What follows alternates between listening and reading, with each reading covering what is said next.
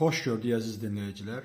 Məhz dünənləri Pezeşkiyanın daha qonşu ölkələrə zərbə vurulmayacaq. Əsasən də oradan ki zərbə alırlar, yalnız o dövlətlərə vurulacaq açıqlamasından sonra nəhayət bu günləri Sepah da bir qorxuducu bir mesaj verib ki, biz yenə də əvvəlki dalğa, yenə əvvəlki koordinat kimi Azərbaycanda siyonist qüvvələr var, onları oradan çıxartmaq lazımdır və s. və xilaxır. Əgər biz çıxartmazlarsa biz zərbə edəcəyik. Dostlar, əvvəla ilk növbədə onu deyim ki, burada Azərbaycana qarşı bu günlərə aqressiyanın artması ondan ibarət ki, bugün İran istər-istəməz İranla başlanan müharibə Hörmüz körfəzində və ərəb ölkələrində olan həm qida çatışmazlığına, həm də dünyanın neft istehsalı məsələsində müəyyən bahalığı nail ola bilib. İkinci isə buradan bilirsiniz artıq 12-13 ölkəyə Azərbaycan əsasında Avropaya Azərbaycan 13 dövlətinə neft satır və qaz verir və bütün bunlarla bərabər bu təhdid də mən düşünürəm ki, əsasən Azərbaycanın neft yataqlarına və onun neft borularınadır, yanacaq borularınadır ki, buradan da İran əslində qalsa Avropaya da bir mesaj verir. Bütün regionda bu bağları kəsməklə Avropanı da, regionu da ağır vəziyyətə salmalı, bütün dünyada neftin qiymətinin artmasına gətirib çıxardı. Əlbəttə, bütün bunlar Trump administrasiyasına xeyir verməz.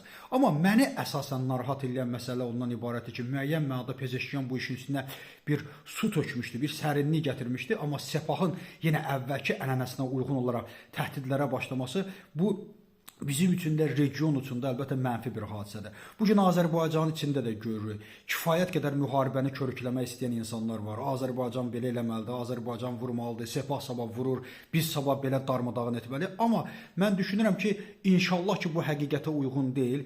İnşallah ki, Azərbaycan hökumətində mən bilirəm kifayət qədər ağıllı insanlar var ki, onlar müharibədən həmişə yayına biliblər. Xatırlayırsınızsa 2020-ci il Qarabağ müharibəsindən sonra Rusiyada Azərbaycan üçün belə bir tələ qurmaq istəyirdi. Xatırlayırsınızmı? Hər gün Zəngəzuru tuturduq. Bizim o vətənşüvənlər də hər gün Zəngəzuru tuturdular.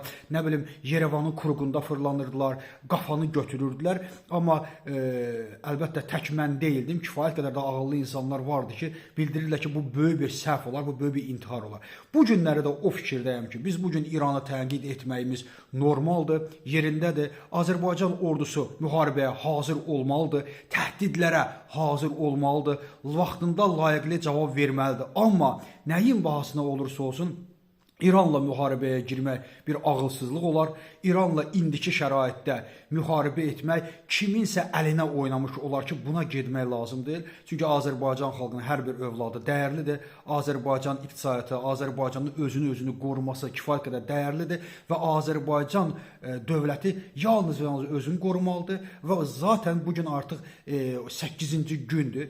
Bir həftədən sonra mən düşünürəm ki, İranda vəziyyət tamamilə öz əksini tapacaq və biz bugün məhv olmaqda olan, çökməkdə olan bir ordunun üzərinə gedib bu şansı ona verməməli. Və nəzərə almalı ki, orada Güney Azərbaycan məsələsi də var. Müharibəni biz kimlə eləyəcək? Güney Azərbaycanla mı eləyəcək? Ona görə nəyin bahasına olursa Azərbaycanlıları qorumaq, İranda olan Azərbaycan məsələsində kifayət qədər ciddi Azərbaycan xalqı üçün müdaxilə eləmək. Əlbəttə ki, İsraillə də, İranla da, Türkiyə ilə də tam surətdə bir koordinasiyada olmalıyıq ki, bugün Xarici İşlər Nazirinin də səhv eləmirəmsə artıq Hakan Fidanla görüşü olur ki, bunlar çox vacibdir indiki durumda nəyin bahasına olursa olsun, hansı dövlətlər neyinir etsin.